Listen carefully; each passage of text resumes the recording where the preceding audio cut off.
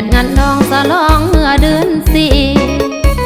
จัดงานดองสลองเมื่อเดือนสี่บอดีวิวาหน้าหอนเมื่อตอนที่เข้าห้องหอบ่ได้เคียคอคืดยามนอนยับเข้าใกล้ผัวก็ว่ามันหอนยับเข้าใกล้ผัวก็ว่ามันหอน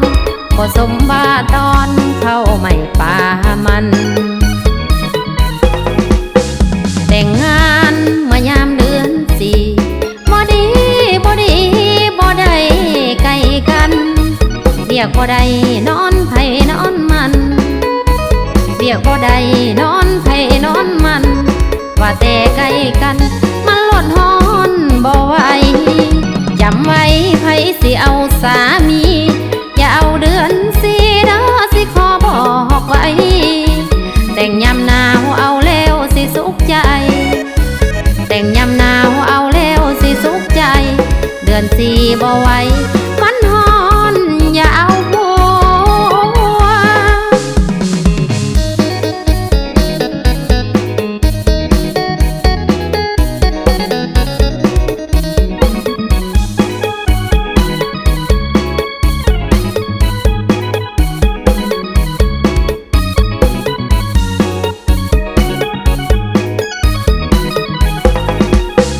แต่งงานเมื่อยามเดือนสี่บ่ได้ไกลกันเรียกบ่ได้นอนไผนอนมัน